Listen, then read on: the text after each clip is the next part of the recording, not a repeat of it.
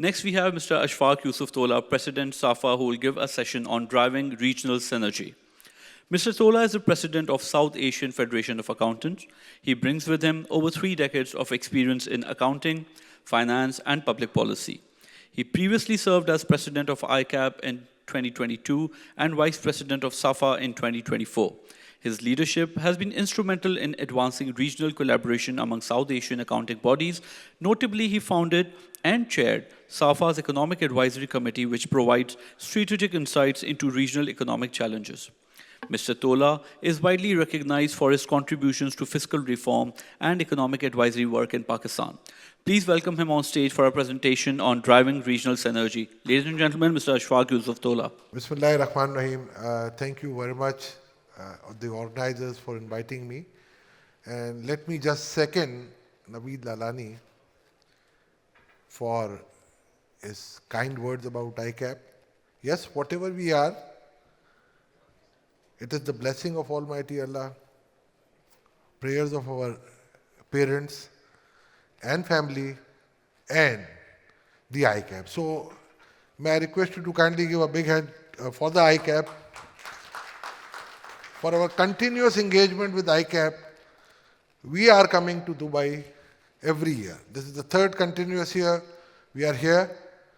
And although this topic is just a bit away from the contents of the conference, but it is important. Because why the regional trade and the regional synergy is so important for the region, especially countries like India, Pakistan, Bangladesh, Sri Lanka, Nepal, Bhutan, and Afghanistan.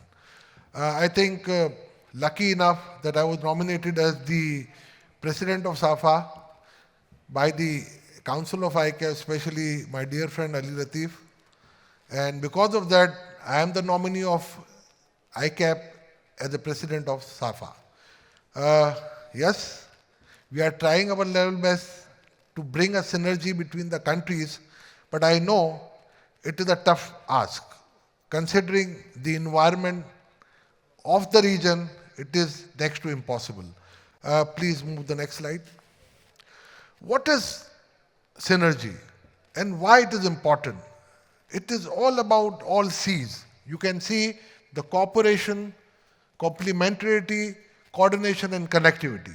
So this is all about the synergy which we are talking about. We will share some statistics about the trade, and I think it will be mind-boggling for all of us that how come a very huge region which comprises 25% of the population is merely trading less than 5% of its total trade volume. Next slide, please. Well, you can see why it is necessary.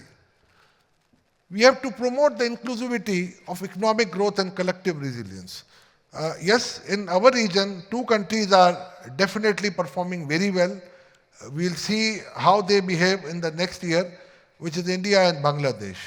Pakistan is also coming up, and today in the morning, my dear friend Khurram has shared quite a few interesting statistics about the Pakistan economy and how we have stabilized this economy in the last 3 years. After the COVID, the world has changed. And with this changing world, Pakistan is obviously one of the upcoming economy of the world. All the figures are leading towards a great achievement and a great recovery. So we will move on and on. We have to achieve a lot, but we have achieved a lot as well. So it's going in a balance, and Pakistan is on the favorable side. Next slide, last slide, please.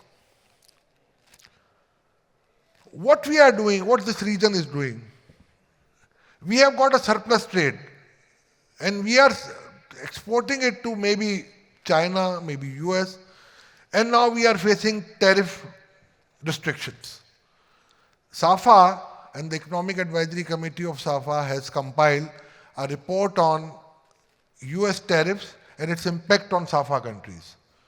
And after the approval of the board, it will be released to the general public, where we have seen so many mind-boggling statistics which we could avoid. We could promote the regional trade, and we can achieve many more milestones to reduce the poverty of the region. As I said you earlier, that we comprise 25% of the total population, yet the trade is only 5%. Next slide, please.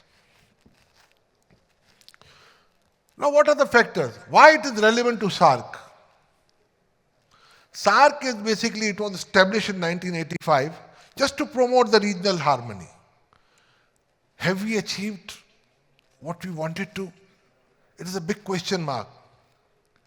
I think we all know the reply, and we want to give this reply. The answer is no. Why? Because every second year we are facing some trouble or other, and which is stopping us from promoting, progressing. As I said you earlier, it's a home of 1.9 billion people, which comprises 25% of the world population, and the region contribute only 4% of the global trade. Nothing but 4% total of the global trade.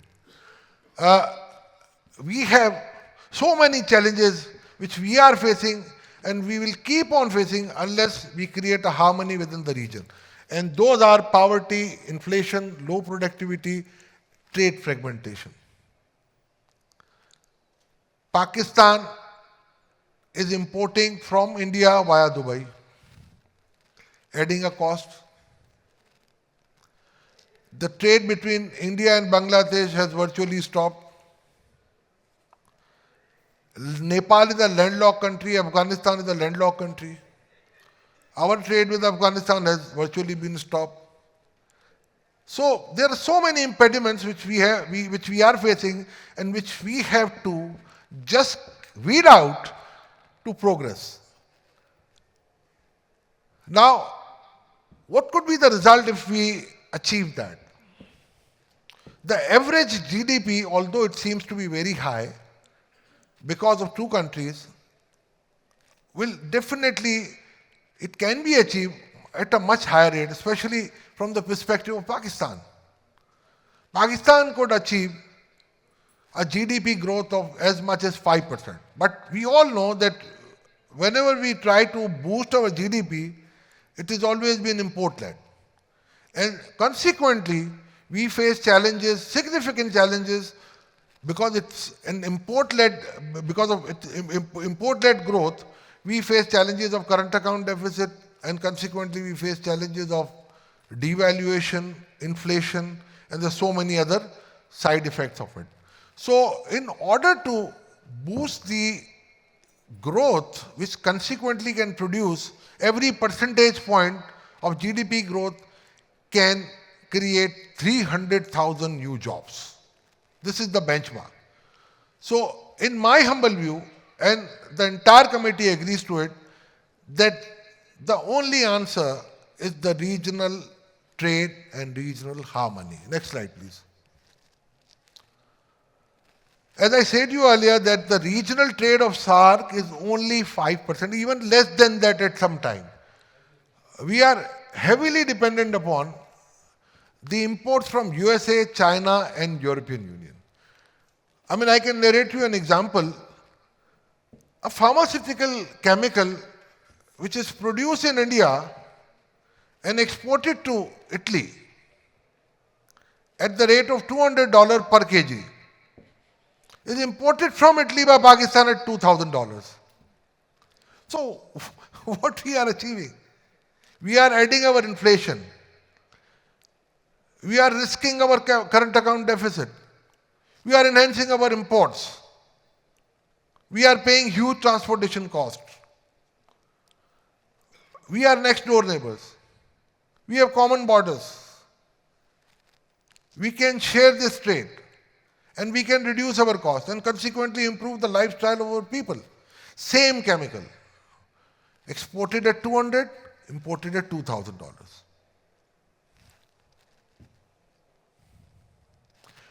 The total exports of India to US is $85.33 billion, but total export of India to this region is only 25%, $25 billion, less than $25 billion. And that trade, I'll show you the next slide. Pakistan total export to US is $2.1 billion, and export to SAR countries only $1.6 billion. Next slide, please.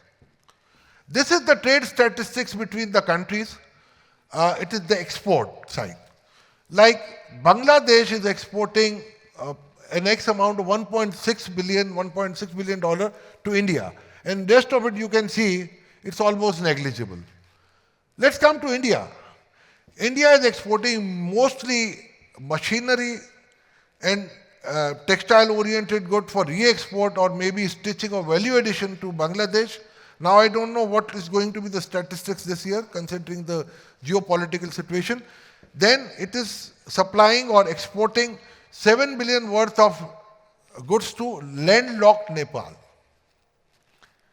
Similarly to Sri Lanka, again very next door neighbor, and mostly it is automobile and I think things like machineries. Pakistan, almost indirect export or import from India. Then Bhutan, Maldives, they are negligible. Again, come to Pakistan. Pakistan is exporting $661 million worth of goods to Bangladesh, very negligible to India. And obviously, since Afghanistan is landlocked, it used to be $2 billion, but now it has been concentrated to $1 billion, and reverse, if we are importing, the net is $556 million. Next slide, please. What are the learnings we have from the international research or from our past experiences? The World Bank has estimated that because of this disruption in regional harmony, this region is losing something like 50 to 60 billion US dollars per year. It's a huge amount. Literally. I mean, I think it's almost 15% of GDP of Pakistan. So why we are losing it? It's a big question mark.